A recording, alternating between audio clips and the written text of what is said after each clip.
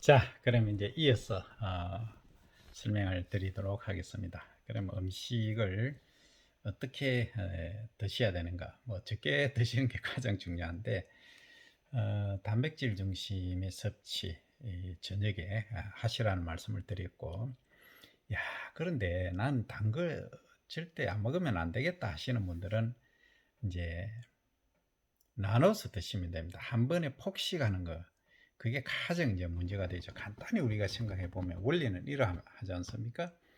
무슨 얘기냐면 한 번에 이제 섭취를 하면 그걸 여러 이제 뭐 장기에서 위에서부터 시작해서 나중에 간, 그다음에 신장 모든 이제 뭐 대장, 소장 모든 데에 걸쳐서 이게 무리가 간다는 거죠. 그래서 이제 나누어서 드시면 이게 이제 흡수가 되면서 이게 과잉 처리가 안 되는 거예요. 과잉되는 것은 우리가 인체 구조 자체가 다음을 위해서 저장을 한다는 얘기입니다. 그래서 저장하는 것이 이제 이 옆구리 살이고 이렇게 뱃살이 삐어져 나오게 되는 그런 문제가 되기 때문입니다. 그래서 이게 이제 우리 삼시세끼 습관 때문에 쉽지가 않습니다. 특히 이제 사회생활 하시다 보면 뭐 그냥 퇴직하시고 혼자 사시면 조금 덜합니다. 그런데 이제 한 번에 많은 양을 드시면 좀 리스크가 크다. 그렇다고 그러면 회식도 하지 말은 얘기인데 하셔야 됩니다. 뭐 사회생활 하는데 안 하실 수가 없죠. 회식하실 때는 어떻게 하시느냐 비법이 있습니다. 나물 위주로 채소 위주로 좀 드시고 그 다음에 이제 고기라든지 이걸 조금 드셔야 됩니다. 그래야 되지. 어떤 분들은 고기만 계속 드시는 분들이 있습니다. 그러면 모든 것이 이제 과잉이 되기 시작하죠. 그래서 그 다음날 보면 뭐 또 술을 많이 드시고 하면 술도 참 뭔지 에너지지 않습니까? 그래서 이런 점들을 생각을 하시고 나누어서 드시라.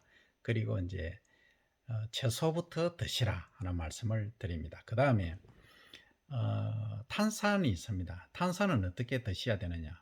뭐 안 드시는 게 가장 좋지만 이게 현대 사회에서는 사실 이게 거부불능이지 않습니까?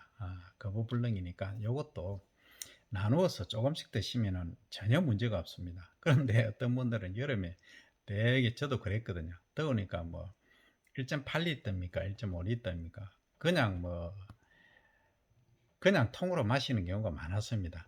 수박도 옛날에 제가 뭐 반통을 혼자서 먹고 했는데 그런 것들은 과잉 당을 섭취하는 문제가 있다. 그 다음에 지난번에 제가 병원에서 우리가 섭취하는 염분, 소금의 양과 당의 양을 이제 알려드린 적이 있습니다. 그걸 한번 참조해 보시고 조절을 하시면 좋은데 일단은 이제 커피를 내가 마시겠다 하시면 요즘 뭐 무가당 커피들이 많이 나옵니다. 그렇게 드시면 되고 그 다음에 이제 뭐 주스 예를 들어서 당이 많이 함유되어 있는 거 안 드시라는 얘기가 아닙니다. 드시되 너무 과잉하게 드시면 안 된다. 그러면 이 이제 내가 낮에 섭취했던 것들을 어떻게 이제 처리를 해야 되는가? 결국은 저녁에 그만큼 소비를 하셔야 됩니다. 그 다음날 소비는 의미가 없습니다. 왜냐하면 저녁에 인체 내에 축적이 되어버리기 때문에 그렇습니다. 이런 점들을 유의를 하시면 되겠고 무조건 과잉 섭취, 한 번의 과잉 섭취는 줄이시라. 그리고 저녁 자기 전에 운동을 하시는 것이 가장 좋다. 하루에 만보 그러시면은 웬만한 우리 칼로리 섭취하시더라도 뭐 3000칼로리 정도, 뭐 3500, 그러니까 체중하고 키하고 그 다음에 이제 근육량하고 관계가 있습니다만 어쨌든 저는 7,000보를 권해드립니다만 7,000보보다는 좀 회식하셨다 하실 때는 어떤 분들은 이렇게 하시죠. 뭐 택시 타고 바로 집에 가서 바로 주무시죠.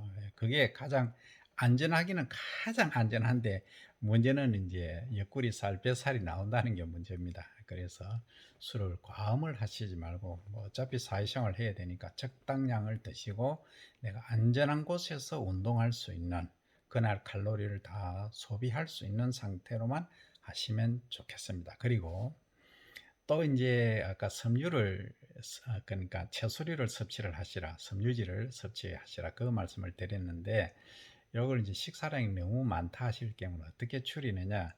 식전에 미지근한 물을 조금 드시면 더 좋습니다. 찬물은 별 효과가 없습니다. 미지근한 물을 드시는 것이 효과가 좋다. 이제 우리가 먹어가면서 전혀 안 먹는 게 아니고, 요즘 너무 이제 유혹한다기보다는 너무 맛있고 좋은 제품들, 음료들이 많기 때문에 너무 이게 또 안 먹는 것도 사회생활하기 힘들지 않습니까? 먹어가면서 이제 다이어트 하는 방법을 설명을 드렸습니다. 그리고 이제 또 하나는 우리 세포가 늙지 않게, 그러니까 액티비티가 활성이 높게 이제 하셔야 됩니다. 그럼 어떻게 하느냐? 안 늙으셔야 됩니다. 이런 말씀 드리니까 나이를 어떻게 속이노, 뭐 인생을 어떻게 늙어가는 것을 막론하는데, 그 에이징, 노화된다는 것은 신체적으로 이런 경우가 있습니다. 나이가 20대인데 신체 나이 측정해보면 50대로 나오고, 70대인데 신체 나이는 20대로 나오는 분들이 계십니다. 그건 왜 그러냐 하면은 평소에 꾸준한 운동, 확이란 게 없어야 된다. 확이란 게 뭐냐? 확 먹고, 그죠? 그 다음에 또 마시는 것도 확 마시고. 그러니까 우리 몸은, 그러니까 가만히 한번 생각해 보십시오. 우리 몸이 얼마나 혹사당하고 있습니까? 일에서 벌써 스트레스 받죠.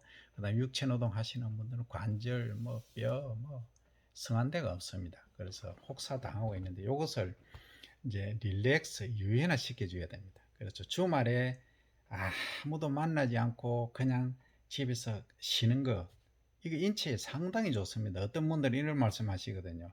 주말에도 생철이 되면 활성화를 위해서 뭐 어떻게 하라 이렇게 말씀하시는데, 저는 그렇게 생각 안 합니다. 제가 주위에서 보고 저 공부도 한 경험에 의하면 주말에는 아무도 만나지 말고 일주일에 하루 정도는 그냥 푹 쉬시는 거, 스트레스를 많이 받았을 경우에 그게 회복에도 가장 좋고, 소위 엔티에이징, 노화 방지에 아주 좋다 하는 말씀을 드리고, 그 다음에 이어서 이제 어떤 식품을 섭취하면 더 좋느냐 설명을 드리도록 하겠습니다.